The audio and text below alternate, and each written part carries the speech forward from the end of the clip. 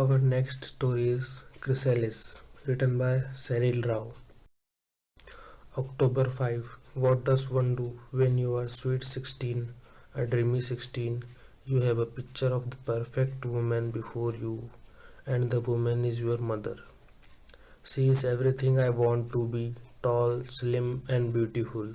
She works for her figure, goes to the gym thrice a week, and never overeats. She is old, nearly 40, but when the two of us go out together, the admiring looks are directed at her. I do not know which side of the family I take after, but my looks are certainly a disappointment. To make matters worse, I seem to be permanently hungry and nibble all day. In fact, I spent most of my free time with Rukmini in the kitchen. Ma hates that, especially when she finds that I cannot fit into yet another set of clothes. She has installed a mirror of awesome proportions along one wall in my room in the hope that I will become figure conscious and exercise with her. Yet, try as I might, I cannot believe that the slop that I see reflected there is really me. That person is some mistake. The real me is beautiful, like Ma, younger. Even better, that thing in the mirror is just a chrysalis. Inside is the gorgeous, beautiful butterfly that will one day open its wings and soar happily into the world and never be discontented again. Success comes easily to Ma. When she was my age, she was already studying medicine and taking part in athletics and basketball. You name it, she did it and did it well. After she qualified, she married and practiced medicine until dad's floundering pharmaceutical company almost collapsed. Then she took over and has never looked back. Last November, she was named Businesswoman of the Year, and I know she did it all alone.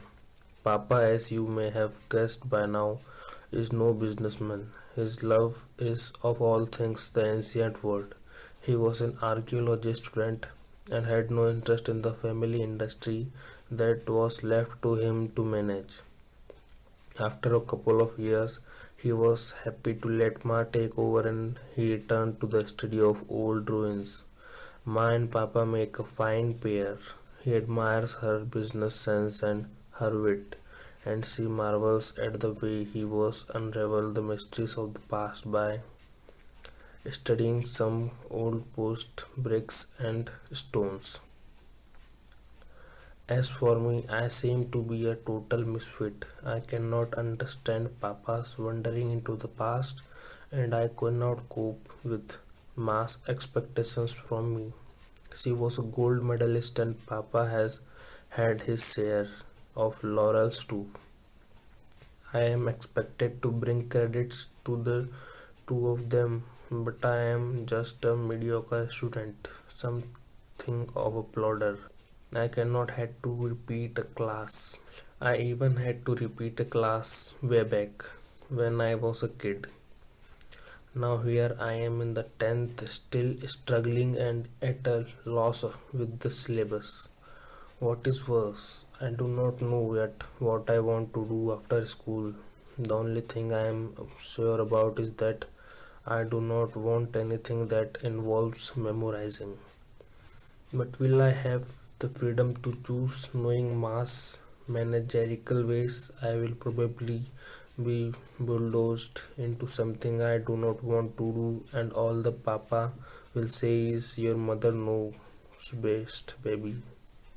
So while Divya will go for fashion designing and Malti for literature and then journalism, I will just slide into some choice of math that holds no interest for me. Sunaina called Mrs. Murthy. Sunaina slammed her new diary and pushed it under the pile of books lying on her desk. Divya, her best friend, had presented the diary to her on Friendship Day, but Sunaina had not started writing in it until now. Are you ready? asked her mother, putting her head around the door. Yes, said Sunaina hastily. She picked up her books and followed Mrs. Murthy out of the house. Boring tuitions, she thought as she got into the car with her mother. When Sunaina hopped off at the coaching class, she waved carelessly to her mother and joined her friends as they went in. Between classes, she decided that she had enough for the day. Let us go for an ice cream, she suggested to Divya. Quietly, they left the building and entered the ice cream parlor next door. They whiled away their time for an hour. Then Sunana catched a lift home. The next few days were busy and Sunana had no time to confide in her diary. She skipped tuitions and went for Diwali shopping with her friends. She bought a small sindoor box for her mother and a cigar for her father. I thought your dad doesn't smoke, said Divya. He does not. He will use it to keep the old coins he is trying to date or something like that. You know my dad, his study is full of things that look like junk but are really valuable. And he is always sorting or sending off stuff to appropriate places. At least he will have a nice looking box in which he can store those things. They laughed and carried on with their shopping, unaware that while they were enjoying themselves, a crisis was brewing. It was just not her lucky day. October 20, what a Diwali this was going to be. Ma was laid up with a broken leg, and their help, Rukmini, had taken leave to be with her daughter, who was expecting her first child. There was no one to manage things in the house except me. And do you know, I am enjoying myself. Don't get me wrong, I don't like to see Ma like this, but at the same time, it is nice to be the strong, efficient one round the place for a change. Ma was on way to my tuition institute when she had met with this accident. I wondered why she was going there. I later learned that Sir has called her up because I had been cutting classes so often. I informed him about Ma's accident and promised to be regular in the future. He agreed not to complain and said he would assure Ma. He called her up and told her that he had only wanted to show her my test papers, and while he thought I did need to put in more efforts, I was doing okay. How I had work to get that one sentence out of him.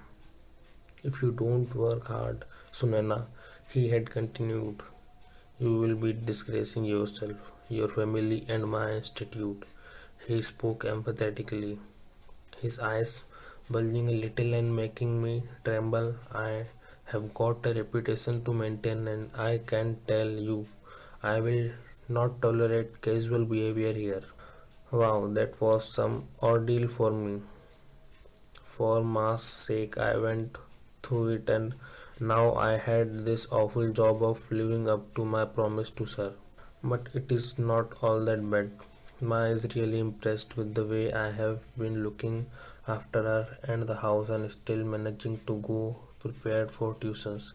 Luckily, we have got our Diwali holidays early this year, and I not have to go to school. As for Pa, he lives in his own world.